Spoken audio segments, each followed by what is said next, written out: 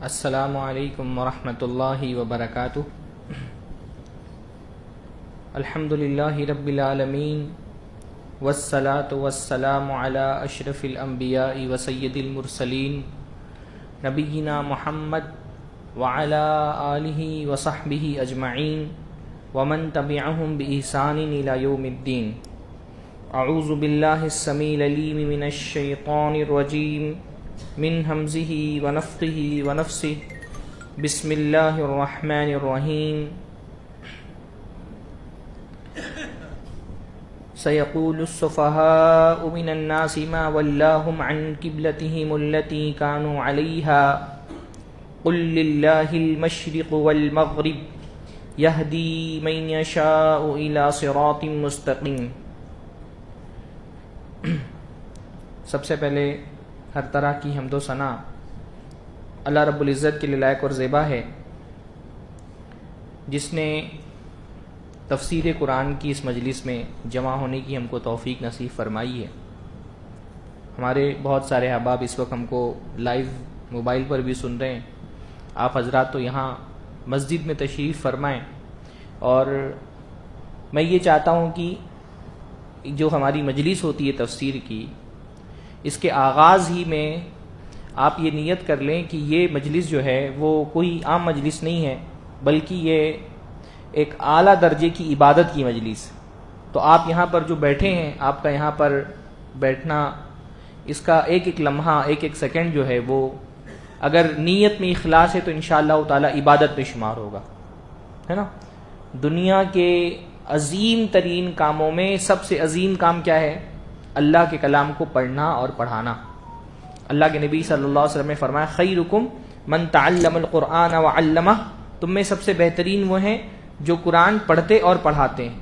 تو یہ دنیا کا سب سے افضل کام ہے جو آپ کر رہے ہیں، اور یہ کام اگر مسجد میں ادا کیا جائے تو اس کی تو بڑی اور فضیلت ہے۔ اللہ کے نبی نے فرمایا کہ جب کوئی قوم اللہ کے گھروں میں سے کسی گھر میں جمع ہوتی ہے، اللہ کی کتاب پڑھتے پڑھاتے ہیں لوگ، تو کیا ہوتا ہے؟ اللہ کی طرف سے سکون ان پر نازل ہوتا ہے، خاص طرح کا اطمینان اللہ کے کلام کو پڑھنے اور پڑھانے سے ملتا ہے، اور اللہ کی رحمت ان کو ڈھانپ لیتی ہے، فرشتے ان کو سایہ کر لیتے ہیں، گھیر لیتے ہیں۔ سب سے بڑی بات ذکرہم اللہ فی من عندہ، اللہ کے پاس جو پاک فرشتے ہیں، اللہ اپنے ان بندوں کا ذکر اپنے فرشتوں کے پاس کرتا ہے۔ تو اس کو محض علم کی مجلس نہیں سمجھنا چاہیے، نالج کی، کہ آپ کو کچھ چیزیں ملنے والی۔ ممکن ہے جو چیزیں آپ کو بتائی جائیں وہ پہلے سے آپ کے علم میں ہو۔ یہ عبادت کی مجلس ہے، اور چھوٹی موٹی نہیں، بہت بڑی عبادت کی انشاءاللہ تعالی یہ مجلس ہے۔ تو یہاں ہمارا جو بھی وقفہ گزرتا ہے وہ انشاءاللہ تعالی ہمارے نام اعمال میں لکھا جائے گا۔ اس نیت کے ساتھ اس مجلس میں بیٹھیں۔ سورہ بقرہ کی تفسیر کا ہمارا سلسلہ چل رہا ہے۔ سورہ بقرہ میں نے بتایا کہ بہت بڑے حصے میں اللہ تعالیٰ نے بنی اسرائیل کا ذکر کیا۔ بنی اسرائیل، قرآن مجید بھی پڑھتے ہوئے یہ لفظ آپ کے سامنے بار بار آتا ہوگا، بنی اسرائیل۔ تو بنی اسرائیل ہیں کون؟ بنی اصل میں بنین سے بنا ہے۔ بنین کا مطلب ہوتا ہے بیٹے، ابن بولتے نا ہم، فلاں ابن فلاں، ابن کا مطلب ہوتا ہے بیٹا، اسی سے بنین مطلب بیٹے ہوتا ہے۔ اب اس کو جب اسرائیل کے ساتھ جوڑ دیا گیا تو وہ بنی اسرائیل بن گیا، اسرائیل کے بیٹے۔ لیکن جب بنی کسی خاندان اور قبیلے استعمال ہوتا ہے تو اس میں بیٹے اور بیٹیاں دونوں مراد ہوتے ہیں، یعنی پورا قبیلہ، پورا خاندان۔ تو بنی اسرائیل ایک خاندان کا، ایک نسل کا، ایک پورے جو ہے ایک گٹ کا نام ہے۔ کون ہے بنی اسرائیل؟ اسرائیل کا لفظی معنی تو ہوتا ہے اللہ کا بندہ، عبداللہ۔ اور یہ کس کا لقب تھا اسرائیل؟ حضرت یعقوب علیہ السلام کا۔ حضرت یعقوب کا لقب تھا اسرائیل۔ حضرت یعقوب کون تھے؟ حضرت یوسف کے والد۔ اور حضرت یعقوب کے والد کون تھے؟ حضرت اسحاق۔ اور حضرت اسحاق کے والد کون تھے؟ حضرت ابراہیم، ہے نا۔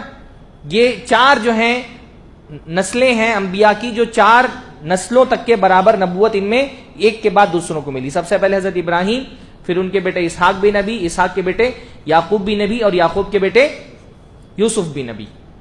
اب حضرت ابراہیم علیہ السلام، یہ بنی اسرائیل کون ہے یہ سمجھنا بہت ضروری ہے، کیونکہ قرآن مجید کا بہت بڑا موضوع ہے بنی اسرائیل۔ بار بار بنی اسرائیل کا ذکر آتا ہے، باقاعدہ ایک سورت ہی بنی اسرائیل کے نام سے۔ تو یہ سمجھیں پہلے آپ کی حضرت ابراہیم علیہ السلام ابو الانبیاء ہیں، انبیاء کے باپ ہیں، ہے نا۔ اور اللہ نے ان کو لوگوں کا امام بنائی. سورہ بقرہ میں یہ بات آئی کہ ہم نے تم کو لوگوں کا امام بنایا, سارے انسانوں کے امام ہیں. اس وقت دنیا میں جو بڑے بڑے مذاہب ہیں وہ سب کے سب اپنی نسبت حضرت ابراہیم کی طرف کرتے ہیں. جو بھی بڑے مذاہب ہیں وہ اپنی نسبت کہاں کرتے ہیں؟ حضرت ابراہیم کی طرف. مسلمان یہ کہتے ہیں کہ ہم حضرت ابراہیم علیہ السلام کی مذہب پر ہیں. یہودی بھی کہتے ہیں ہم حضرت ابراہیم کی مذہب پر ہیں. اور جو عیسائی ہیں وہ بھی کیا کہتے ہیں؟ ہم حضرت ابراہیم کی مذہب پر ہیں, ہے نا. بلکہ یہودی تو کہتے ہیں حضرت ابراہیم یہودی تھے, اور عیسائی کہتے ہیں حضرت ابراہیم علیہ السلام عیسائی تھے. اللہ تعالیٰ نے سورہ بقرہ میں ان کو ڈانٹ پلائی کہ حضرت ابراہیم یہودی اور عیسائی کیسے ہو سکتے ہیں, جبکہ حضرت عیسیٰ حضرت موسیٰ یہ تو بعد میں آئے نا. یہودی مذہب تو بعد میں بنا, عیسائی مذہب بعد میں بنا. حضرت ابراہیم تو ان سے بہت پہلے کے تھے. حضرت ابراہیم کیا تھے؟ حنیفاً مسلمہ, مسلم تھے, ہے نا, اللہ کی طرف مائل ہونے والے موحد تھے. تو حضرت ابراہیم علیہ السلام ان کی شخصیت بہت بڑی ہے. بلکہ بعض محققین کی یہ رائے ہے کہ ہندوؤں میں جو برہما کا تصور ہے وہ بھی کہیں نہ کہیں لوگوں نے جو ہے وہ حضرت ابراہیم علیہ السلام کی شخصیت سے چرا کر کے ایک تصور بنا لیا ہے. حالانکہ ایسا تو ہم کہہ نہیں سکتے کہ وہ نبی ہے, لیکن یہ بعض محققین کی یہ رائے ہے کہ وہ جو برہما کا تصور ہے وہ بھی ابراہیم کے کوئی تبدیل کر کے وہ ایک تصور جو ہے وہ ابراہیمی مذاہب سے لے لیا گیا. بہرحال تو حضرت ابراہیم علیہ السلام کے 2 بیٹے تھے جو نبی تھے. بعض مفسرین نے کہا ان کے علاوہ بھی ان کی اولاد تھی, لیکن 2 بیٹے تو تھے جو وہ نبی تھے. ایک حضرت اسماعیل علیہ السلام اور ایک حضرت اسحاق علیہ السلام. حضرت اسماعیل علیہ السلام جو تھے ان کو حضرت ابراہیم نے کہاں لا کر بسایا تھا؟ مکہ کے اندر. وہ بڑا مشہور واقعہ ہے نا, اپنے بیوی ہاجر کے ساتھ اپنے بیٹے اسماعیل کو چھوڑ دیا تھا مکہ میں, اور پھر وہاں پر ان کو پیاس لگی, پھر اللہ تعالیٰ نے ان کے لیے زمزم نکالا. لمبا واقعہ انشاءاللہ کبھی ہم ذکر کریں گے اس کو. تو حضرت اسماعیل کو کہاں بسایا تھا؟ مکہ میں. اور حضرت اسحاق کو کہاں بسایا تھا؟ شام میں. شام میں بسایا حضرت اسحاق. اچھا, دونوں جگہوں پر اللہ تعالیٰ نے جو ہے ایک عظیم مساجد قائم ہوئی نا. مکہ میں کون سی مسجد ہے؟ مسجد حرام, بیت اللہ, کعبہ شریف, اور وہاں پر بیت المقدس. شام کے اندر جہاں پر ان کو, شام مطلب فلسطین, ہے نا, فلسطین, جارڈن, لبنان, اردن, یہ 4 ملک ملتے ہیں تو اس زمانے کا شام بنتا ہے. ہمارے زمانے میں سیریا کو شام کہا جاتا ہے, لیکن پرانے زمانے کا جو شام تھا وہ ان 4 ملکوں سے مل کر کے بنتا تھا. تو وہاں پر فلسطین میں حضرت اسحاق کو بسایا. وہاں پر ایک بیت المقدس جو ہے وہ تعمیر کیا گیا تھا. تو اب وہ حضرت اسحاق کے بعد حضرت یعقوب نبی بنے, یعقوب کے بعد یوسف نبی بنے. یوسف علیہ السلام کو ان کے بھائیوں نے لے جا کر کے کنویں میں ڈال دیا. کنویں سے وہ کہاں پہنچ گئے؟ مصر پہنچ گئے. مصر میں وہ بادشاہ بن گئے. مصر میں جب وہ بادشاہ بنے تو انہوں نے اپنے بھائیوں کو ابا کے سمیت مصر میں بلا لیا. اب یہ شام سے کہاں چلے گئے؟ ایجپٹ چلے گئے.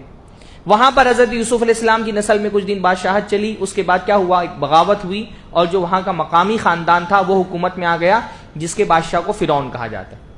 فرعون جو ہے وہ کیا ہے؟ فرعون کسی کا نام نہیں ہے, فرعون ایک لقب ہے بادشاہ کا. ہاں, جیسے روم کے بادشاہ کو قیصر کہا جاتا تھا, جیسے حبشہ کے بادشاہ کو نجاشی کہا جاتا تھا, ویسے جو بادشاہ مصر کا ہوتا تھا اس کو فرعون کہا جاتا تھا. تو اصلاً بنی اسرائیل کہاں کے تھے؟ اصلاً بنی اسرائیل تھے شام کے, لیکن وہ حضرت یوسف کے زمانے میں چلے گئے مصر. کچھ دن وہاں پہ ان کی حکومت رہی, پھر دوسری حکومت آئی, اور جب فرعون کی حکومت آئی تو فرعون نے کیا کیا؟ بنی اسرائیل کو اپنا غلام بنا لیا. تو وہی یعقوب علیہ السلام کی نسل. یعقوب علیہ السلام کے کتنے بیٹے تھے؟ 12 بیٹے. تو بنی اسرائیل کے 12 قبیلے تھے. پھر فرعون نے جب غلام بنا لیا, اللہ تعالیٰ نے حضرت موسیٰ کو نبی بنا کر کے بھیجا. ان کو 2 ٹاسک دیے. پہلا کام تو فرعون کے ظلم سے نجات دلانے کا, کہ بنی اسرائیل کو فرعون کے ظلم سے نجات دلایا جائے. دوسرا کام اللہ کی جو شریعت تھی تورات کے ذریعے سے وہ بنی اسرائیل تک پہنچانے کا, اور یہ دونوں کام انہوں نے کیے. اللہ تعالیٰ کی مرضی سے, اللہ تعالیٰ کی مدد سے فرعون کے ظلم سے نجات دلائی بنی اسرائیل کو. اور اس کے بعد تورات اللہ تعالیٰ نے ان کے لیے نازل کی, جس میں ان کے لیے ہدایت تھا, نور تھا. قرآن کے بعد سب سے عظیم ترین کتاب تورات ہے. لیکن تو یہ حضرت ابراہیم کے جو 2 بیٹے تھے, اسحاق اور اسماعیل, حضرت اسحاق اسماعیل کے بعد نبوت مسلسل بنی اسرائیل میں رہی. حضرت اسماعیل کے بیٹے, حضرت اسماعیل کو مکہ میں بسا دیا, اس کے بعد حضرت اسماعیل کے بچوں میں سے کسی کو نبوت نہیں ملی. تقریباً 2500 سال تک کے جو بھی نبی ہوئے وہ کون ہوئے؟ بنی اسرائیل میں. حضرت یعقوب کی اولاد میں ہی نبی ہوتے رہے, یہاں تک کہ سب سے آخری نبی حضرت عیسیٰ علیہ السلام بھی بنی اسرائیل میں آئے. پھر اس کے بعد کیا ہوا؟ اب اللہ تعالیٰ نے نبوت کو بدل دیا. اب حضرت اسماعیل علیہ السلام میں صرف 1 نبی ہوئے. بنی اسماعیل میں, حضرت اسماعیل کے خاندان میں صرف 1 نبی ہوئے. کون ہوئے وہ؟ حضرت محمد الرسول اللہ صلی اللہ علیہ وسلم. ہے نا. یہ پوری تاریخ ہے, یہ تاریخ نظر میں رہے گی تو جو کانفلکٹ ہے بنی اسرائیل اور امت محمدیہ کے درمیان میں, وہ کانفلکٹ آپ کو سمجھ میں آئے گا کہ تصادم کیوں ہے, یہ کلیش کیوں ہے کہ بنی اسرائیل میں سارے انبیاء آتے رہے. حالانکہ بنی اسرائیل دنیا کی زبردست ناشکری قوم ہے. اللہ تعالیٰ نے اس پر اتنی نعمتیں کی, اتنی نعمتیں کی, آپ اندازہ نہیں لگا سکتے. فرعون ظلم کی چکی میں پیس رہا تھا, ان کے بچے قتل ہوتے, بیٹا پیدا ہوتا قتل کر دیا جاتا, عورت پیدا ہوتی, لڑکی پیدا ہوتی, زندہ رکھ کے اس کو غلام بنا لیا جاتا. ہر طرح کی ظلم و زیادتی ان پر تھی, غلام بن چکے تھے, ان کی جسم بھی غلام, ان کا ذہن بھی غلام. اللہ نے ان کو غلامی سے نجات دی, ان کے لیے سمندر 2 ٹکڑوں میں بانٹ دیا. یہ سورہ بقرہ آپ پڑھیں گے نا تو آپ تفصیل سے آپ کو ملے گا. اللہ نے بار بار بنی اسرائیل پر اپنی نعمتوں کا ذکر کیا اور ان کو یہ احساس دلایا ہے کہ یہ جو نعمتیں اللہ نے تم پر کی ہیں یہ کوئی تمہاری ایسا نہیں کہ تم اللہ کے یہاں کوئی محبوب ہو گئے. اللہ نے ان کو بہت احسانات کیے. سمندر 2 ٹکڑوں میں بانٹ دینا کتنی بڑی بات ہے. ان کے لیے راستہ بنا دیا. ان کو جو ہے صحرا میں تھے, ظاہر سی بات ہے اتنی بڑی قوم لے کے حضرت موسیٰ علیہ السلام نکلے, پانی کا انتظام کر دیا, ایسا مارا پانی نکل گیا. سورہ بقرہ میں اس کا ذکر ہے. کھانے کے لیے من سلوا نازل ہوا, ہاں من نازل ہوا, سلوا نازل ہو رہا ہے, آسان کھانے بغیر محنت کے نازل ہو رہے ہیں. اللہ تعالیٰ نے کہا فلاں شہر میں تم کو حملہ کرنا ہے, اللہ تعالیٰ تمہاری مدد کرے گا. اتنی نعمتیں اللہ تعالیٰ نے کی. کھانے کا ہے, یعنی گرمی لگتی تھی, ظاہر سی بات ہے اتنی بڑی قوم سخت گرمی میں میدان تی میں کیسے پناہ ملتی, ٹینٹ بھی نہیں تھا. اللہ تعالیٰ نے بادلوں کا سایہ ان کے سر پہ کر دیا, شیلٹر فراہم کیا, کھانا فراہم کیا, پانی فراہم کیا. پھر اللہ تعالیٰ کی طرف سے ہدایت تورات کی شکل میں, قرآن کے بعد سب سے عظیم ترین کتاب ان کے لیے نازل کی. اتنی نعمتیں کرنے کے باوجود مسلسل اس قوم نے کیا کی, اللہ کی ناشکری. اپنی آنکھوں سے اللہ تعالیٰ کے احسانات دیکھنے کے باوجود, جیسے ہی قلزم پار کر کے آئے ہیں, ایک گاؤں میں دیکھا کچھ لوگ بتوں کی پوجا کر رہے ہیں. حضرت موسیٰ سے کہا ہم کو بھی کوئی بت بنا کر کے دیجئے, اجعل لنا آلہا کما لہم آلہہ, ہم کو بھی ایک بت بنا کر کے دیجئے جیسے ان کے بت ہیں. مغلوب قوم جو ہوتی ہے نا, ایک ہوتا ہے جسم کی غلامی اور ایک ہوتا ہے ذہن کی غلامی. جسم کی غلامی سے آزادی حاصل کرنا آسان ہوتا ہے کیونکہ جسم غلام ہوتا ہے تو انسان کو پتا ہوتا ہے میرا جسم غلام ہے. ذہن کی غلامی بہت خطرناک ہوتی ہے. یہ بنی اسرائیل جو ہے وہ فرعون کے ظلم کی چکی میں پس کر کے ان کا ذہن بھی غلام بن گیا تھا. وہ بت پرستی, اس زمانے میں مصری جو ہے وہ بچڑے کی پوجا کرتے تھے. اچھا یہ بھی عجیب اتفاق ہے, مشرک قوموں میں عبادت کے لیے گائے اور بچڑا جو ہے وہ محبوب شے رہی. ہاں تو وہ بچڑے کی پوجا کرتے تھے مصری. اب جب یہ نکل کر کے بنی اسرائیل باہر آئے, حضرت موسیٰ علیہ السلام اللہ سے ملنے کے لیے گئے تو سامری ایک ان کا جادوگر تھا, اس نے ایک بچڑا بنایا سونے کا اور اس کی پوجا شروع کر دی. جس قوم نے اپنی آنکھوں سے اللہ کے اتنے احسانات دیکھے تھے اس کا یہ حال تھا, بچڑے کی پوجا شروع کر دی. اللہ تعالیٰ من سلوا نازل کر رہا ہے تو کہہ رہے ہم کو یہ نہیں چاہیے, ہم کو دال دو, ہم کو پیاز دو, ہم کو مولی لہسن, کھانے پینے کی چیزیں مانگنے لگے, وہ جن کے لیے محنت کرنی پڑتی. تو اللہ نے ان کی ناشکریوں کا ذکر کیا. کیوں؟ تاکہ ہم ان کا مذاق اڑائیں. بنی اسرائیل کا ذکر اتنا زیادہ قرآن مجید میں کیوں آتا ہے؟ اس لیے کہ ہم کو مزہ آئے کہ ارے ان کے ساتھ اللہ تعالیٰ نے اچھا کیا. نہیں, قرآن مجید کوئی تفریح کی کتاب نہیں ہے. یہ واقعات اس لیے نہیں سنائے جاتے تاکہ اللہ تعالیٰ آپ کو انٹرٹین کرنا چاہتا ہے, انٹرٹینمنٹ کے لیے نہیں نازل ہوا. نہ قرآن مجید کوئی جغرافیہ کی, ہسٹری کی کتاب ہے کیا کہ آپ کی نالج میں اضافہ ہو جائے اس وجہ سے یہ واقعات سنائے جا رہے ہیں. قرآن مجید ہدایت کی کتاب ہے. ان لوگوں کے واقعات میں اللہ نے ہمارے لیے ہدایت رکھی ہے. اللہ ہم کو یہ بتانا چاہتے دیکھو تم سے پہلے یہ لوگ برتر قوم تھے, اللہ نے ان پر فضیلتیں نازل کی, دنیا کی افضل ترین قوم ان کو قرار دیا, لیکن جب انہوں نے اللہ کی نافرمانی کی روش اختیار کی اللہ تعالیٰ نے ان کو ذلیل کر دیا, ان کو بالکل ملیامیٹ کر دیا. ہزاروں سال تک کے پھر ان کو فلسطین سے نکال دیا گیا اور ان کا جو ڈائسپورا کا زمانہ شروع ہوا ہے, اب جا کر کے یہودیوں کو دوبارہ جو ہے وہ برطانیہ کی مدد سے دوبارہ جو ہے فلسطین میں داخلہ ملا ہے. اللہ یہ بتانا چاہ رہا ہے کہ اللہ کسی قوم پر اگر نعمت کرتا ہے اس نعمت کی شکر گزاری ہے کہ اللہ کی اطاعت کی جائے. قوموں پر جب نعمتیں کی جاتی ہیں اور وہ ناشکری کا راستہ اختیار کرتی ہیں تو اللہ ان کو ذلیل کر دیتا ہے. اوفی بعہدی اوفی بعہدکم, ہے نا, میرے وعدے کو نبھاؤ, میں تم سے اپنا وعدہ نبھاؤں گا, جو تم نے مجھ سے وعدہ کیا ہے نبھاؤ. اللہ نے ہم سے بھی وعدہ کیا نا, انتم الاعلون ان کنتم مومنین, اللہ نے ہم سے وعدہ کیا تم سر بلند رہو گے اگر تم ایمان والے ہو. تم ایمان کا وعدہ نبھاؤ گے اللہ سر بلندی کا وعدہ نبھائے گا. بنی اسرائیل کے ساتھ کیا ہوا؟ انہوں نے اللہ سے وعدہ توڑا, اللہ نے ان سے اقتدار چھین لیا. ذلیل کیا ان کو، محکوم کر دیا، مغلوب کر دیا. ہم نے بھی تو وہی کیا. اللہ کے نبی صلی اللہ علیہ وسلم نے فرمایا تم سے پہلے جو قومیں گزری ہیں تم بھی انہی کے راستے پہ چلو گے، ایک ایک بالش تم کے راستوں پہ چلو گے. وہ جو نافرمانیاں کی ہیں انہوں نے، ان کا ذکر کر کے ہم کو بتایا جاتا ہے کہ تم ان سے بچو. یہ اپنے غالب قوم کی، ہمارے ہم مسلمانوں کے ساتھ بھی تو یہی ہوا نا. ہم سیاسی طور پہ ہندوستان میں مغلوب ہیں، تو ہم نے کیا کیا، غالب قوم کی تہذیب کو قبول کر لیا. ان کے پاس کچھ مٹی پتھر کی بت ہیں تو ہم نے بھی کچھ قبروں کو اپنے بت بنا لیے، ہے نا. ان کے پاس الگ الگ تہوار ہیں تو ہم نے بھی اپنے دین کے اندر نئے نئے تہوار ایجاد کر لیے. مغلوب قوم کے لیے بہت ضروری ہوتا ہے کہ نہ صرف یہ کہ اپنی جو ہے وہ دین کو آگے بڑھائے، بلکہ اپنے دین کی حفاظت کرے.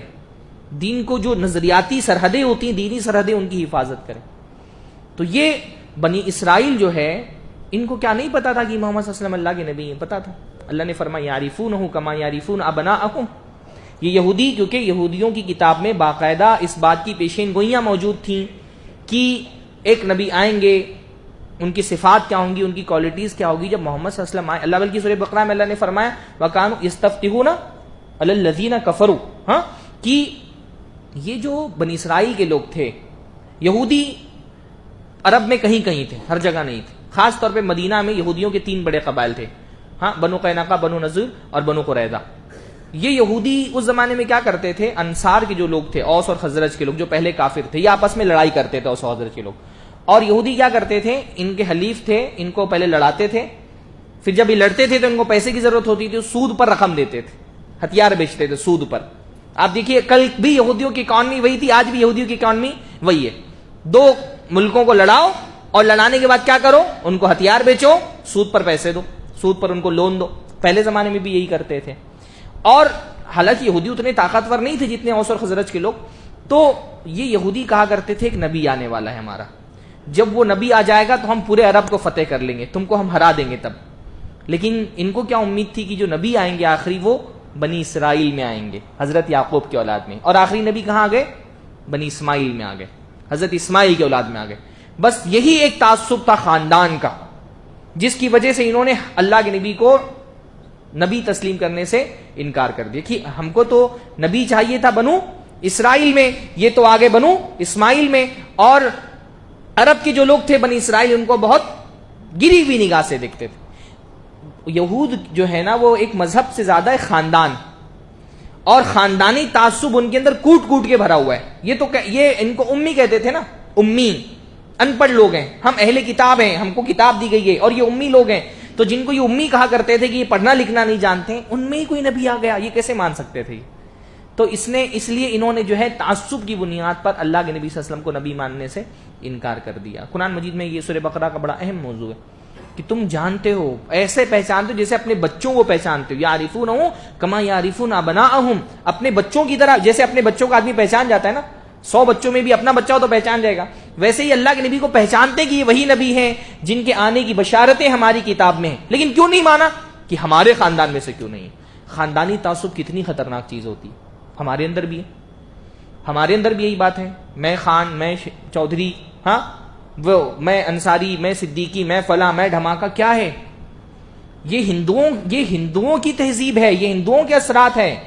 ہم سب آخر میں حضرت آدم کی اولاد ہیں.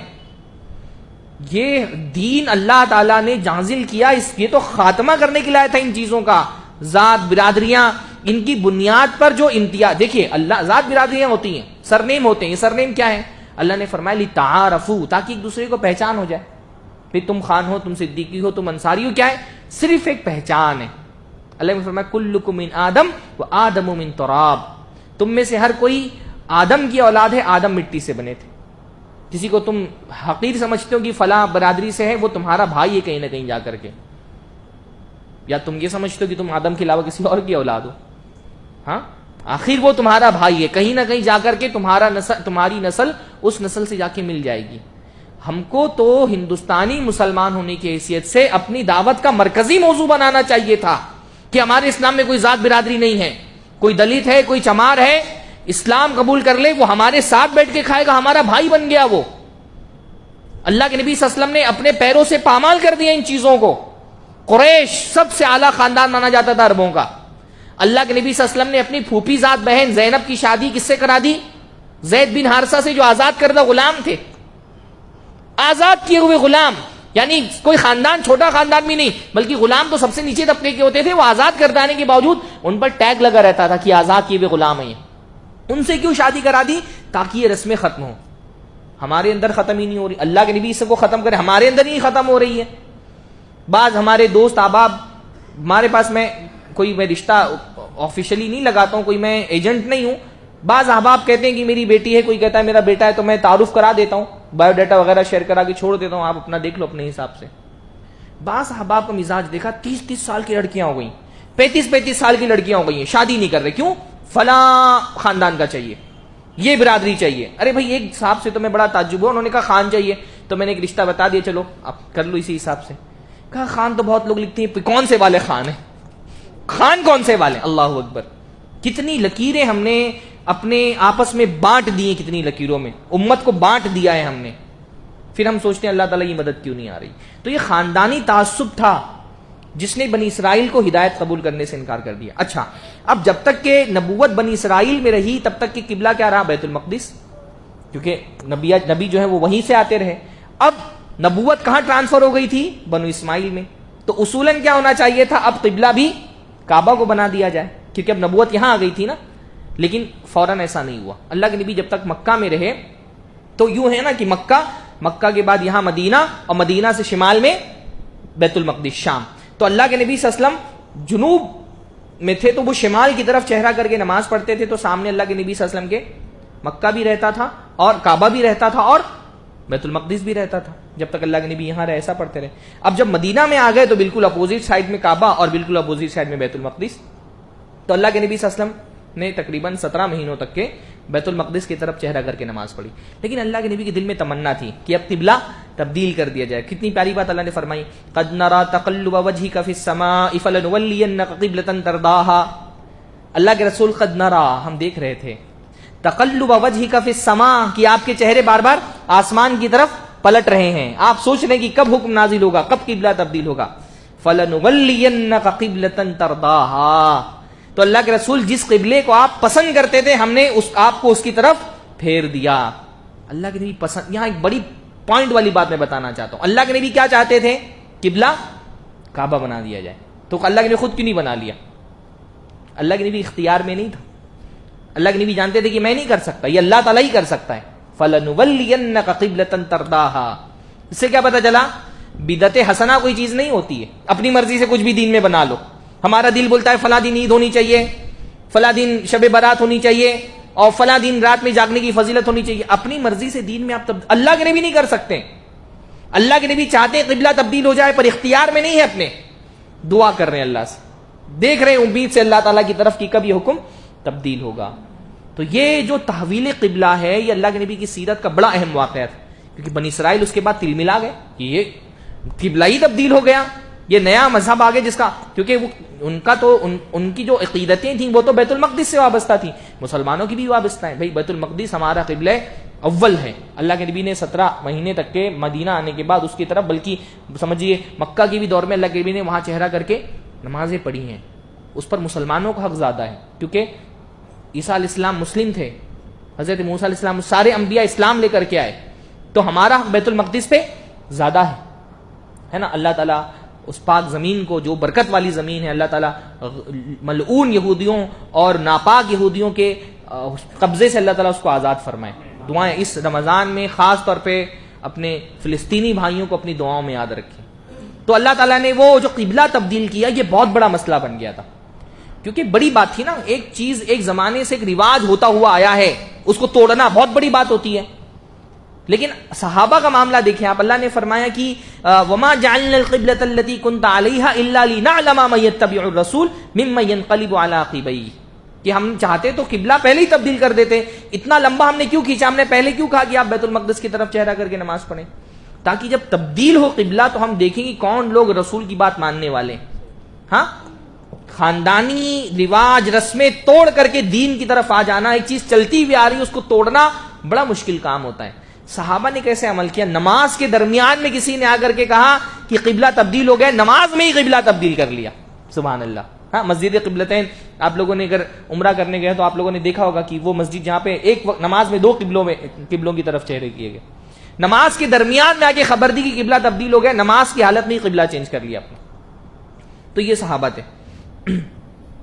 پھر یہ سورہ بقرہ میں جو ہے اللہ تعالیٰ نے صبر کا حکم دیا ہے کہ مصیبتوں میں آپ کو کیا کرنا ہے، الذین آمنوا استعینوا بالصبر والصلاۃ ان اللہ مع الصابرین. اے لوگوں جو ایمان لائے ہو، اللہ کی مدد چاہیے تو دو کام کرو، صبر اور نماز. کوئی بھی مصیبت ہو، چاہے مصیبت انفرادی ہو چاہے مصیبت اجتماعی ہو، دو چیزوں سے اللہ کی مدد آتی ہے. پہلا کیا؟ صبر. صبر کا ایک مطلب تو ہوتا ہے پیشنس رکھنا، یعنی واویلا نہیں کرنا، اللہ سے شکایتیں نہیں کرنا ہے. صبر کا ایک مطلب ہوتا ہے استقامت، کہ ڈٹے رہنا ہے. مصیبت آئی، اب یہ کووڈ کا دور ختم ہو رہا ہے، کاروبار بند ہے، اب آدمی کاروبار بند ہے، پریشان ہے. اب اس کو ایک راستہ دکھ رہا ہے کہ اچھا یہ حرام راستہ ہے، یہ حرام کاروبار ہے، یہاں سے کاروبار کریں تو پیسہ آنے کی امید ہے. ہاں صبر کیا ہے؟ حرام کی طرف نہیں جانا. سب سے بڑا صبر یہ ہے، حرام کی طرف نہیں جانا ہے، حلال پہ ٹکے رہنا، استقامت اختیار کرنا حلال پہ. ہاں اس کا نام صبر ہے، اس کا نام توکل ہے. ہاں بعض لوگ حرام کما رہے ہیں، اس کے بعد بولے مجھے اللہ پہ بڑا بھروسہ ہے. بھروسہ ہوتا تو حرام کی طرف کیوں جاتے ہیں؟ اللہ نے حرام سے مدد کا وعدہ نہیں کیا، حلال سے مدد کا وعدہ کیا. قوموں کو بھی صبر کرنا ہے، مصیبتوں میں صبر کرنا ہے، حرام کی طرف نہیں جانا ہے. والصلاۃ، اور اللہ کی مدد کیسے آتی ہے؟ نماز سے آتی ہے. نماز پڑھو. ہماری قوم نماز ہی نہیں پڑھتی. فجر میں مسجدیں خالی ہوتی ہیں. ہاں ابھی کوئی سیاسی جلسہ کرنا ہو تو سڑکیں بھر جاتی ہیں، آزاد میدان فل ہو جائے گا. ٹھیک ہے، سیاست کے اپنے تقاضے وہ نبھانے چاہیے. آپ احتجاج کر رہے ہیں NRC کے درمیان میں، الگ الگ جگہ شاہین باغ لگے، بھر گئے لوگ، احتجاجی جلسے ہوئے، اچھی بات ہے. لیکن مسجدوں میں تو کوئی فرق نہیں پڑا. مدد مسجد سے آئے گی نا، اللہ کی مدد مسجد والوں کے لیے آئے گی. مسجد میں تو وہی حال ہے، ہم سڑکوں کے تقاضے پورے کریں، میں اس کے خلاف نہیں ہوں، لیکن مسجدوں میں بھی تو آؤ. مدد تو اللہ کے نبی صلی اللہ علیہ وسلم، بدر کا موقع سیرت کا سب سے سنگین موقع تھا، لیکن آپ دیکھیے اللہ کے نبی کہاں تھے؟ عین جنگ شروع ہونے والی، اللہ کے نبی کہاں ہیں؟ اللہ کے حضور میں سجدے کیے جا رہے ہیں، ہاتھ اٹھا رہے ہیں الہا سے، بار بار چادر گر جا رہی ہے. حضرت ابوبکر اٹھا کے چادر اڑا رہے ہیں اللہ کے نبی کو. اللہ کے نبی دعا کر رہے ہیں، اللہم ان تہلک ہذہ الاصحاب لن توبد ابدا، کہ اللہ تعالیٰ اگر یہ چھوٹی سی جماعت آج ہلاک ہو گئی تو کوئی تیری عبادت کرنے والا نہیں بچے گا. دعائیں. سیاسی مشکلات ہیں، ہمارا بہت بڑا مسئلہ ہے، یعنی اللہ سے زیادہ پارٹیوں سے ڈرنے لگے ہیں ہم. اور فلاں پارٹی آ گئی، اب کیا ہوگا الیکشن میں، فلاں لیڈر جیت گیا، فلاں CM بن گیا، فلاں PM بن گیا. یہ اللہ سے زیادہ بڑے ہو گئے ہمارے لیے. ہاں اللہ سے زیادہ دشمنوں کا خوف ہمارے سر پہ آ گیا ہے. اللہ نے فرمایا فلا تخافوہم وخافونی ان کنتم مؤمنین، ان سے مت ڈرو، وہ خدا ہیں، وہ رب ہیں، ان کے ہاتھ میں اقتدار ہے. قرآن نہیں پڑھتے ہم نا، جو قرآن پڑھے گا اس کے دل میں پارٹیوں اور لیڈروں کا ڈر نہیں آئے گا. ہم نے قرآن ہی نہیں پڑھا، بلکہ ہماری ایک مذہبی جماعت تو باقاعدہ انسانوں کا ڈر ہمارے دل پہ ڈال دیے. فلاں بابا سے ڈر جاؤ، فلاں بزرگ سے ڈر جاؤ. اللہ سے زیادہ ان سے ہی ڈرایا جاتا ہے. وہ فلاں بابا کی درگاہ پہ چادر نہیں چڑھاؤ گے تو وہ ان کی طرف سے عذاب آ جائے گا، ان کا قہر نازل ہو جائے گا. اللہ سے ڈرو.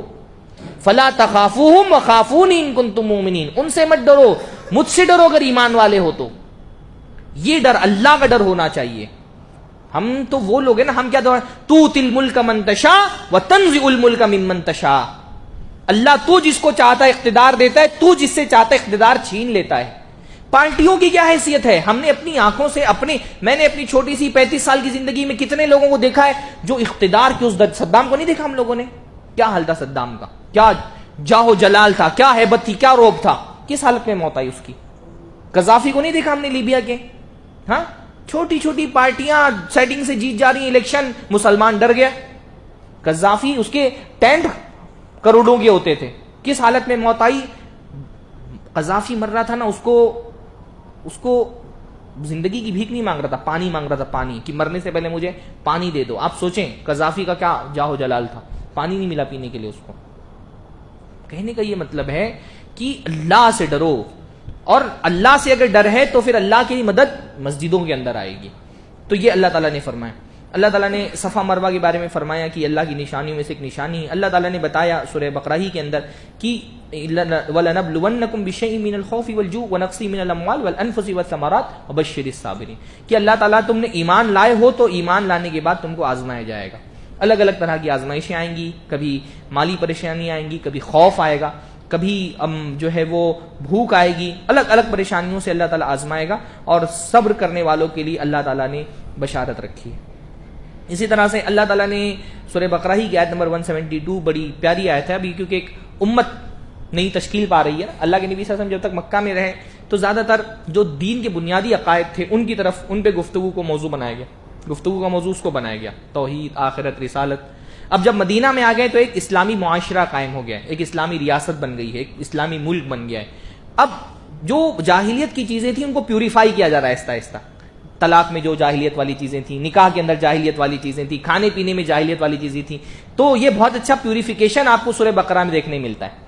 اس لیے سورہ بقرہ بہت بڑی سورت ہے، مدنی سورت ہے، اس میں ہر طرح کا موضوع، اس میں حج کا موضوع مل جائے گا، اس میں نماز کا موضوع مل جاتا ہے، روزے کا موضوع، جہاد کا موضوع۔ کھانا ایک بہت اہم چیز تھی، بھائی تم جاہل تھے، کافر تھے، کچھ بھی کھاتے تھے، اب تم مسلمان ہو گئے ہو، اب تمہارا کھانا بھی پاک ہونا چاہیے، ہے نا۔ فرمایا یا الذین آمنوا کلوا من طیبات ما رزقناکم، اے لوگو جو ایمان لائے ہو طیب چیزیں کھاؤ جو ہم نے تمہارے رزق کے لیے پیدا کی ہیں، طیب چیزیں کھانے ہو۔ تو مسلمان کا کھانا کیا ہوتا ہے؟ طیب ہوتا ہے نا۔ گندی چیزیں، اور گندی چیزوں میں سب سے گندی چیز جو افسوس کے ساتھ کہنا پڑتا ہے بہت سارے مسلمانوں کی غذا ہے، وہ کیا ہے؟ تماکو۔ ہاں، تماکو، بیڑی، سگریٹ۔ کیا اللہ تعالیٰ نے یہ چیزیں رزق کے لیے پیدا کی ہیں؟ اللہ نے فرمایا جو ہم نے تم کو بطور رزق دیا ہے طیب چیزیں وہ کھاؤ، تماکو کھانے کے لیے پیدا کیا گیا نہیں ہے۔ ایک مولانا اشرف الحق رحمانی غالباً ان کا نام ہے، وہ جو ہے کہیں ٹرین میں بیٹھے ہوئے تھے، تو دو مولوی ٹائپ لوگ ان کے سامنے آ کے بیٹھے، اور وہ تھا تماکو والے نکال کر کے رگڑنا شروع کرتے ہیں کچھ نا، تو وہ رگڑنا شروع کیا، تو مولانا نے پوچھا کہ یہ کیا کر رہے ہو؟ کہا یہ کھانے جا رہے ہیں ہم لوگ۔ کہا یہ تو انسانوں کا کھانا نہیں ہے، یہ تو جہنمیوں کے کھانا ہے، جہنمیوں کھانے کی طرح ہے، جہنمیوں کا کھانا ہے۔ تو کہا کیسے؟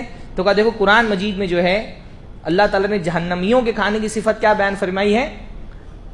کیسے حافظ جی؟ لا یسمن ولا یغنی من جو، کہ جہنمیوں کو جو کھانا دیا جائے گا اس کی دو صفت ہوں گی۔ لا یسمن، وہ موٹا نہیں کرے گا، اس کے اندر کوئی پروٹین اور کاربوہائیڈریٹ اور جو ہے وہ وٹامنس نہیں ہوں گے کہ اس سے ان کا جسم اور طاقتور ہو جائے، طاقت ملے ان کو۔ جہنمیوں کو کھانا ان کا موٹا نہیں کرے گا۔ ولا یغنی من جو، اور اسے بھوک بھی نہیں مٹے گی۔ تو فرمایا یہی کھانا تمہارا بھی ہے۔ تماکو کیا ہے؟ کوئی اس کے اندر پروٹین ہوتا ہے، ہاں، یا کوئی اس کے اندر سگریٹ کے اندر جو ہے وہ وٹامنس ہوتے ہیں کہ آپ کا جسم موٹا ہو جائے گا، تندرستی آپ کو ملے گی۔ ولا یغنی من جو، اور نہ اسے بھوک مٹتی ہے۔ خبیث کھانا ہے یہ۔ انہوں نے فوراً وہاں پہ تماکو پھینکا اور توبہ کر لی کہ آئندہ سے اس سے بچنا ہے انشاءاللہ تعالی۔ تو اللہ نے پاک چیزیں پیدا کی وہ کھاؤ نا۔ اتنی ساری پاک چیزیں دینے والا اگر چند ناپاک چیزوں سے، گندی چیزوں، تماکو اچھی چیز ہے، تماکو اچھی چیز نہیں ہے نا، ہم سب کو جو کھاتے ہیں اس کو بھی پتہ ہے تماکو کوئی اچھی چیز نہیں ہے۔ اسی لیے تو جب آپ خریدتے اپنے سگریٹ تو ایک دو پیکٹ جو ہے وہ اپنے بچے کے لیے بھی خرید لیتے ہیں۔ بھئی ہم فروٹ خریدتے تو کیا کرتے ہیں گھر جاتے ہوئے؟ سیب خریدا تو 1 کلو اپنے بیٹے کے لیے، اپنی بیوی کے لیے بھی خرید لیا۔ سگریٹ تو آپ پیتے بھی ہو، سگریٹ تو آپ نہیں چاہتے نا آپ کا بیٹا پیے، کیوں؟ ہم کو پتہ ہے خبیث چیز ہے۔ گٹکا جو کھاتا ہے، کبھی ایسا آپ نے دیکھا گٹکا کھانے والا بولے بسم اللہ، ہاں، اس کے بعد پڑیا پھوڑ پھوڑ کے منہ میں ڈالے؟ ایسا ہوتا ہے؟ ہم کو پتہ ہے خبیث چیز ہے، خبیث چیزیں اللہ کا نام لے کر کے نہیں کھائی جاتی ہیں۔ ہاں، مسجد میں کوئی اگر سگریٹ پیے تو بہت سارے کو افسوس ہوتا ہے، بھائی آپ افطاری میں سگریٹ پھونک کر کے پھر مسجد میں مغرب پڑھنے آ رہے ہیں۔ حلال لہسن، کچی لہسن، کچا پیاز حلال ہے، اللہ کے نبی فرمایا وہ بھی پی کر کھا کر کے مسجد میں مت آؤ، بدبو آتی ہے منہ سے، فرشتوں کو تکلیف ہوتی ہے۔ ہم سگریٹ پی کر کے لوگ جو ہے وہ سگریٹ پی کے اور بیڑی پی کر کے مسجد میں آ رہے ہیں۔ ہاں، مسجد میں نہیں آنے گے نا آپ، سگریٹ پی کر مسجد میں آ کے سگریٹ نہیں پئیں گے، مسجد میں آ کے بریانی کھا سکتے ہیں۔ ٹوائلٹ میں جا کے کوئی بریانی نہیں کھائے گا، لیکن ٹوائلٹ میں بیٹھ کر کے سگریٹ پیتے ہیں لوگ، کیونکہ خبیث جگہ پہ خبیث چیزیں ہی کھائی جاتی پی جاتی ہیں۔ تو یہ رمضان کا مہینہ توبہ کا مہینہ ہے، ان سب چیزوں سے توبہ کر لیں آپ۔ اللہ تعالیٰ کے لیے آپ کچھ چھوڑیں گے، اللہ اس کا بہترین بدل دے گا۔ کیا پتا یہ سگریٹ چھوڑنے کی وجہ سے اللہ تعالیٰ آپ کو جنت میں داخل کر دے، ہے نا۔ آپ دنیا کی لذتیں اللہ کے لیے چھوڑو گے تو اللہ آخرت کی لذتیں انشاءاللہ تعالیٰ آپ کو دے گا۔ تو یہ رمضان کا مہینہ، یہ جو خبیث چیزیں ہیں ان کو چھوڑنے کے لیے بہترین مہینہ ہے۔ تو اللہ نے بتایا کون کون سی چیزیں خبیث ہیں، مردار مت کھاؤ، خون مت، یہ سب چیزیں کھاتے تھے عرب میں بعض لوگ، خنزیر کا گوشت اور جو غیر اللہ کے لیے ذبح کیا گیا ہو۔ پھر اللہ تعالیٰ نے جو ہے قصاص کے بارے میں بتایا کہ جو بدلہ لینا ہے اس میں زندگی رکھی گئی ہے، اللہ تعالیٰ نے حدود کے قوانین سارے نازل کیے.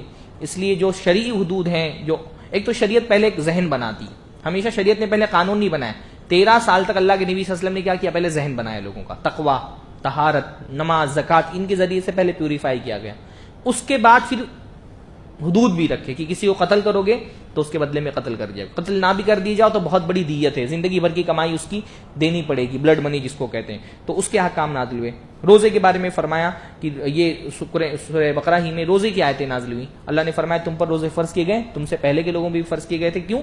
تاکہ تم متقی بن جاؤ. تو تقویٰ پیدا کرنا روزے کا مقصد ہے. روزہ ایک جو ہے وہ تربیت گاہ ہے، ایک کورس ہے تربیت کا. اس رمضان کی اس تربیت کے کورس سے آپ نکلیں تو شوال میں آپ کے پاس تقوی کا ایک سرٹیفکیٹ ہونا چاہیے. آپ کا دین کی جو آپ کا معیار ہے دینداری کا وہ بلند ہونا چاہیے. دعا کے بارے میں فرمایا وَإِذَا سَأَلَكَ عِبَادِي عَنِّي فَإِنِّي قَرِيبٌ. یہ بڑی پیاری آیت ہے بھائی، بڑی پیاری آیت ہے. اللہ تعالیٰ کیا فرما رہے ہیں؟ اِذَا سَأَلَكَ عِبَادِي عَنِّي. اے اللہ کے رسول، جب میرے بندے، کتنا پیار سے اللہ فرما رہے ہیں، میرے بندے میرے بارے میں آپ سے پوچھیں کہ میں کہاں ہوں، فَإِنِّي قَرِيب، تو ان سے بتاؤ میں قریب ہوں. ہر زمانے میں جو علماء سو ہوتے ہیں نا، برے علماء، وہ عوام میں کیا ذہن ڈال دیتے ہیں؟ ارے اللہ بہت دور ہے، تم ڈائریکٹ اللہ کو اپنی فریاد نہیں پہنچا سکتے، ہمارے تھرو سے تم کو جانا پڑے گا اللہ کے پاس. اپنا کاروبار چمکانے کے لیے ہر زمانے میں کرسچنز کیا ہے، آپ کو توبہ کرنی ہے، آپ ڈائریکٹ اللہ سے توبہ، گاڈ سے توبہ نہیں کر سکتے. آپ پہلے آؤ، کنفیس کرتے ہیں نا وہ لوگ، فادر کے پاس آ کے کنفیس کرو، پھر فادر تم کو فارگیو کرے گا، ہے نا. ہندو مذہب میں بھی یہ کہ پہلے پنڈتوں کے پاس جاؤ. ہر زمانے میں جو برے علماء ہوتے ہیں، جو مذہب کی تجارت کا کام کرتے ہیں، وہ لوگوں کے ذہن میں کیا ڈال دیتے ہیں؟ تم اللہ سے ڈائریکٹ رابطہ نہیں کر سکتے، تم ہمارے محتاج ہو اللہ سے رابطہ کرنے کے لیے. اللہ کے رسول آئے، سبحان اللہ، ان سارے بتوں کو اللہ کے نبی صلی اللہ علیہ وسلم نے توڑ دیا. کہا میرے بندے آپ سے میرے بارے میں پوچھیں، ان سے کہو تم کو کسی کے پاس جانے کی ضرورت نہیں ہے، مجھ سے زیادہ قریب تمہارے پاس کوئی نہیں ہے. انی قریب، میں قریب ہوں. قریب کا مطلب یہ نہیں کہ اللہ تعالیٰ اپنی ذات کے اعتبار سے قریب ہے، ذات کے اعتبار سے تو اللہ 7 آسمانوں کے اوپر عرش پر ہے. لیکن اجیب دعوت داعی اذا دعانی، میں بندہ جب مجھے پکارتا ہے میں سنتا ہوں اس کی بات، اس کو جواب دیتا ہوں. اللہ سے زیادہ اویلیبل کوئی نہیں ہے. رات میں، دن میں، کسی بھی وقت اللہ تعالیٰ کو پکارنا ہو تو ایسا ہے کہ اللہ تعالیٰ نے ابھی توبہ کے دروازے بند کر کے رکھے؟ ہاں نہیں، ہمیشہ اللہ اویلیبل ہے. اور پیار سے، بلکہ اویلیبل کیا، اللہ تو پکارنے والے کے پاس آ کر کے کہتا ہے مجھے پکارو. رات کے آخری حصے میں جب آپ سحری کرنے اٹھتے ہیں، بڑا پیارا وقت ہوتا ہے. کچھ وقت بچا کر کے دعا کے لیے نکال کے رکھیے، صرف سحری کرنے مت اٹھیے، دعا کریے اس میں. آخری رات کے آخری پہر میں اللہ نیچے آ جاتا ہے سمائے دنیا پر، جیسا اس کی شان کے مطابق. ہم کو نہیں پتا کیسے آتا ہے، کیفیت نہیں پتا، بس اللہ نے بتایا آتا ہے تو ہم مانتے ہیں کہ اللہ نیچے آخری آسمان پہ آ کر کے بندے کو پکار رہا ہوتا ہے. حل من مستغفر فاغفر له، کوئی مغفرت طلب کرنے والا ہے تو میں اس کو بخش دوں. حل من سائل فاعطیت، کوئی سوال کرنے والا ہے تو میں اس کو دوں. کچھ مانگنا ہے تو مانگو، میں دینے کے لیے تیار ہوں. اس لیے وہ وقت جو ہے وہ بڑا پیارا وقت ہوتا ہے دعاؤں کا. تو اللہ نے یہ بتایا کہ یہ جو مذہب کے تاجروں نے تمہارے ذہن میں یہ بات ڈال دی ہے کہ اللہ تک تم پہنچ نہیں سکتے، اس غلط فہمی سے باہر آ جاؤ. پھر حج کے بہت سارے معاملات اللہ تعالیٰ نے بیان فرمائے ہیں. فرمایا کہ جو ہے اسلام میں پورے کے پورے داخل ہو جاؤ، ہر چیز میں تم مسلمان بن کر کے رہو. بہت اہم آیتیں جو ہیں وہ اللہ نے فرمایا مشرک عورتوں سے نکاح مت کرو، اور مشرک عورتوں سے بہتر ہے کہ کسی مسلمان لونڈی سے نکاح کر لو. لونڈی سے بھی نکاح نہیں کرنا چاہیے، آزاد آدمی کو آزاد عورت سے نکاح کرنا چاہیے. لیکن اگر نہیں کوئی مل رہی تو لونڈی سے نکاح کر لو، لیکن مشرک عورت سے مت کرو. اسی طرح فرمایا مشرکین مردوں سے نکاح مت کرو اپنی بچیوں کا. یہ آج کے ہمارے زمانے کا بہت بڑا مسئلہ ہے، اور اس پر غالباً میرا مکمل خطبہ ہو چکا ہے. جو ارتداد کا فتنہ ہے، مسلمان لڑکیاں دھڑا دھڑ مرتد ہو رہی ہیں، کافروں کے ساتھ نکاح ہی نہیں کرنی بلکہ اپنا دین بھی چھوڑ دے رہی ہیں. اس کے لیے ہم کو بہت فکر مند ہونے کی ضرورت ہے. کہا حیض کی حالت میں اپنی بیویوں کے قریب مت جاؤ. اور اس میں بھی اللہ کے رسول صلی اللہ علیہ وسلم نے ہمارے دین ایک بڑا ریفارم کیا. پہلے زمانے میں حیض کی عورتوں کو بہت گری نظروں سے دیکھا جاتا تھا، یہود تو بالکل چھوڑ کر کے رکھ دیتے تھے. آج بھی دیکھیے آپ، بہت سارے جو ٹیپیکل ہندو گھرانے ہوتے ہیں وہاں پہ اگر عورت پیریڈز میں ہے تو ان کو کچن میں نہیں جانے دیا جاتا ہے. اسلام نے جو حیض کی عورتوں سے متعلق ایک برا تصور لوگوں کے ذہن میں تھا وہ ختم کیا. بس اتنا کہ عبادتیں کچھ ہیں جو تم کو وہ نہیں کر سکتی ہو، وہ بھی اللہ نے تخفیف کی ان کے اوپر کہ ویسے تمہارے، کیونکہ حیض کی حالت میں عورت صرف ایک پیریڈ میں نہیں ہوتی ہے، اس کے ہارمونز بھی بہت تیزی سے تبدیل ہو رہے ہوتے ہیں. چڑچڑے پن کا شکار ہوتی، کمزوری کا شکار ہوتی، درد کا شکار ہوتی. اللہ نے آسانی کی کہ اب تم نماز مت پڑھو، روزے مت رکھو، یہ اللہ نے آسانی کی. ہاں باقی شوہر کو یہ کہا کہ ابھی اس حالت میں ہم بستری مت کرو، بڑا کبیرہ گناہ ہے حیض کی حالت میں عورت سے ہم بستری کرو. باقی ساری چیزیں اللہ تعالیٰ نے حلال کی، حتیٰ کہ ہم بستری کے علاوہ بھی جو بوسو کنار ہوتا ہے بیوی سے، اللہ کے رسول نے فرمایا کہ حضرت عائشہ فرماتی اللہ کے رسول جو ہے وہ کمر پہ وہ اپنے لنگی باندھ لیتی تھی جو بھی کپڑا ہوتا تھا، پھر اللہ کے رسول جو ایک فور پلے جس کو ہمارے یہاں کہتے ہیں وہ اللہ کے نبی کرتے تھے بوسو کنار. کھانا کھاتے ہمارے بعض گھروں میں ابھی بھی مسلمان گھرانوں میں رواج ہے کہ عورتیں جو ہے وہ کھانا نہیں بناتی ہیں اس کی حالت میں. اللہ کے رسول حضرت عائشہ فرماتی کہ میں کھانا کھاتی تھی اللہ کے رسول کے ساتھ، میں ہڈی سے گوشت کاٹتی تھی، اللہ کے رسول بھی وہیں سے کاٹتے، میں شوربہ پیتی اللہ کے نبی وہیں سے پیتے.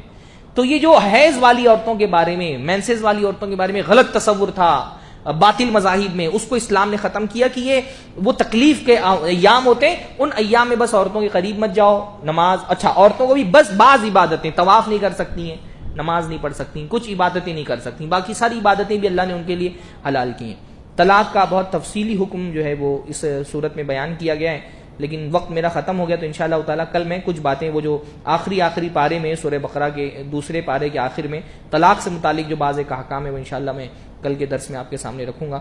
اللہ تعالیٰ سے دعا ہے اللہ تعالیٰ ہم سب کو قرآن مجید پڑھنے کی توفیق نصیب فرمائیں اور قرآن مجید کو سمجھنے کی توفیق نصیب فرمائیں. یہ تھوڑا سا ہمارا 1:15 تک کے درس ہوتا ہے، جو ہمارے آن لائن احباب ہیں ان کا مطالبہ بھی ہے، تو آپ پر ایسا کوئی جبر نہیں ہے، آپ مگر بیچ میں اٹھ کر کے جانا چاہیں تو جا سکتے ہیں، اور جو لوگ بیٹھ کر کے فائدہ اٹھانا سکتے ہیں وہ فائدہ بھی اٹھا لیں. ٹھیک ہے، بارک اللہ فیکم، جزاکم اللہ خیرا، وآخر دعوانا الحمد للہ رب العالمین، سبحان اللہ وبحمدہ، سبحانک اللہم وبحمدک، اشہد ان لا الہ الا انت، استغفرک واتوب الیک.